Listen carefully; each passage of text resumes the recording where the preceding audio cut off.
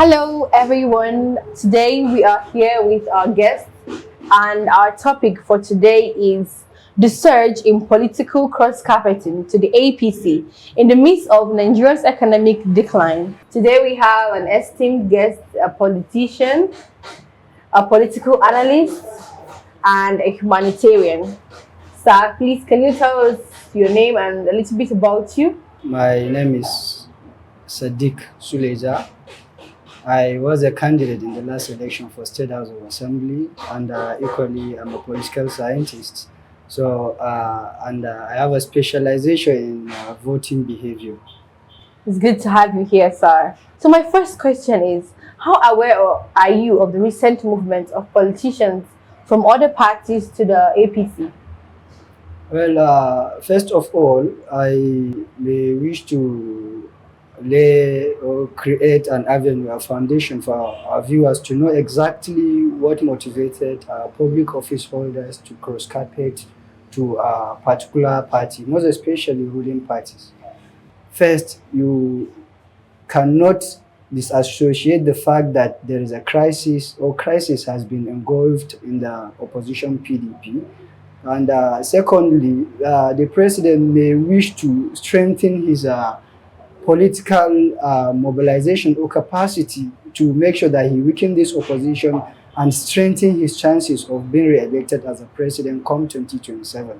So that is not the case. The case is also they've served maybe for the past 2 years or thereabout, they've served as a public office holders. So there is going to be, I know there are some of them, there are issues of lack of proper accountability. So therefore, they are afraid of being victimized, so to say. So they had to, being the system that is in practice in Nigeria, they had to cross-carpet to other political parties to find a shield so that they are going to get protected by the anti-graft war or agencies. People are not happy with the ruling party. So why would these people still move to that same party that people are not happy with? Yes, people are different from public office holders. Public office holders are elected representatives of the people. So the the driving force of every politician is interest. So the interest of the people is good governance. When there is affordability of food, security, access to a lot of things that is basic to ordinary Nigerians, that's the people's interest. While the politicians, they are moved by interest. So now, how you can be able to reconcile these differences is that those that are moving into these political parties are doing that alone, or they are doing that to safeguard and protect their political interests, while the Nigerians that are reacting to the bad shape of the economy, they are doing that because things life or the economic life of every Nigerian is hostile. So in this regard, you see those that are cross-carpeting into these particular political parties, they are doing that for themselves, while the reaction of the people, they are doing that for the common good of Nigeria. So if you want to put each and every thing or point into perspective, you are going to know that automatically the people wanted a good governance, which these particular representatives or public office holders they elected are not providing these good services per se. I'm not going to say they may not be doing up to that. So now, therefore, they would want to return elected either by hook or by crook method. Now, the ball is in the court of the people to decide whether already it is a bad shape of the economy, because they have up to 41% rate of inflation. So there is a high rate of poverty, inequality, unemployment, and the rest of some of these things that are basics to human life. While the politicians wanted to go to where they can gain the support of the ruling party or the central government, the influence of the central government in order to be returned elected, whether if it is going to be credible election or not, they just want to be re-elected in the next or subsequent election. Thank you so much. The next thing is, do you believe party switching strengthens or weakens Nigeria's democratic system, and why? Well, it does a bit, and it did not. Why I say it does is because you cannot have a sitting governor that defected to an opposition governor that defected to our ruling party, and you say that that opposition is not going to be weak. But every election has what shaped voters' behavior. So, like in the past, we've had a candidate that does not have a single councillor, and he was able to garner about 6 million plus votes, maybe on that Labour Party. So as a result, a lot of politicians or those that contested on that particular platform had that opportunity and privilege to have gotten elected as a result of his own capacity or strength. Yeah. So now, equally, let's put things this way. In the northern part of Nigeria, what shaped voters' behavior is different from what shaped voting behavior in the southeastern part of the country. Likewise, in the southwestern part of the country. So, if you are bringing in this particular discussion, politicians treat every region separately as if there are no campaigning in the same country.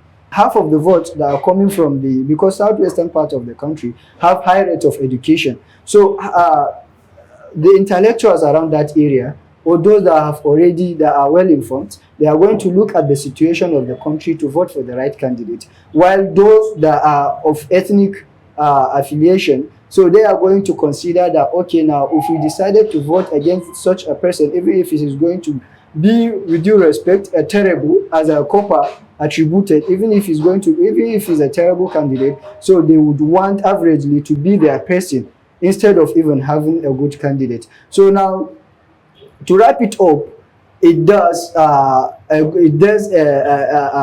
convince people, or it strengthens political party and weakens democracy. But as it is, there is going to be a new voting behavior, unlike from what we had experienced in the past. In your opinion, do you think we should have stricter regulations or conditions for politicians who cross carpet between parties? Should there be more stricter rules that guide this behavior? Yes. First, I would like to relatively do a small comparative analysis with the US election in Nigeria, or US politics in Nigeria. There are politics that are backed by ideology, separate from what is obtainable in our own country. And what shaped behavior in the United States of America, if you are a Democrat, you're going to be a Democrat because you believe in the principle and ideology of Democrat. If you are independent party, you believe in the principle and ethics of independent manifesto. If you are conservative, you believe in that particular ideology and principles of that conservatives. While in Nigeria, it is not what is obtainable. What is obtainable is a lot of politicians. Maybe in the 4 months coming, you're going to see a lot of politicians that are seeing that there is going to be a voting reaction from their own region. They are going to, in order for them, because they are afraid of losing that particular positions or privileges that they have. So they are going to align with the masses by defecting into a particular political party where they see that is the masses' direction. So now the case is this. In our own case here, let me give an example. I was consulted as a consultant by a political party, maybe the upcoming local government election that is coming up around November. So they asked me a question. Why is it that those councillors or those that were elected in the local government elections end up defecting into a political party? I told them that the issue is very, very simple. And this is how we can quickly end some of this cross-carpeting at this local level. Then I told them that you would have to, while giving a mandate to a particular candidate, you have to give him a party oath. That party oath, every candidate is going to go to the magistrate to sign a commissioner for oath, that if in an event he got elected into that political party and he later defected into another political party, he is defecting alone and leaving that mandate for that particular party. So by so doing, the magistrate that signs, or that particular court or jurisprudence that signs into that particular oath, they are going to serve as witness in that particular matter. So in this regard, if a particular political party will bring a party oath to every candidate that defected against his party after being elected, then he is going to lose that seat. So by so doing, you are going to control our cross-carpeting, and is going to bring a bit sanity into our own democratic system. So on a final note, what advice would you give to Nigerian voters as election approaches in the midst of all these political shifts? Like every other elections, we have National Orientation Agency, and we equally have independent national electoral commission. So that does in their own strength sensitization, but that does not mean that those that are of informed intellectuals are not going to create sensitization at their own avenue or advantage. So here is it.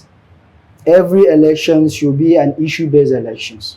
Those that are occupying public seats should be able to tell you how they are able to deliver some of these services. Election has never been a tribal or religion thing. The whole issue that we are facing today was as a result of the maybe last incident. I may not going to specifically mention a particular thing. So I would say, okay, now if it's the last election debate was issue-based, it would have done more good to us, much more than the way we are witnessing these days. It has never been in any part of our history that Nigerians protested against hunger. So you see these days the cost of life, cost of living is terribly expensive. So the cost of transportation and some of these issues. So whoever wants to come to campaign, we should be based on what can you do differently from the issue or the quagmire that we find ourselves. Not the normal promises. Yeah, so not just the normal pledges. I can build the El Dorado, I can take you to the heaven, I can provide you with this and that. A cup of so milk. yeah, so that cannot serve us. So as it is now, Nigerians are working, I may say so, because you can see even without any organizers, we are able to protest against some of these situations that we are finding ourselves. So to this end, I would say that each and every individual that is of sound mind can decide for himself what suits him, maybe in terms of voting behavior. Those that we are collecting some of these minute omega things that compel them or convince them to vote against the wishes of the people are going to still repeat similar situation, or are going to witness similar incidents we found ourselves. So I wish the voters or Nigerians successful election. When it is time for election, I wish we can have a rancor-free exercise. I wish we can have exercise that is free from hatred. I wish we can have exercise that is free from all social cleavages, and God's willing, we are going to witness free, credible, and fair elections. Thank you so much. So in every interview, the name of this channel is I Pledge Nigeria TV. So we like to do the pledge at every interview. Can you help us recite the national pledge? I pledge to Nigeria, my country, to be faithful, loyal, and honest, to serve Nigeria with all my strength, to defend her unity, and uphold her honor and glory. So help me God. Thank Amen. you so much. So, viewers, you've heard from Honorable Sadiq, and he's provided a lot of solutions and a lot of insight on this topic.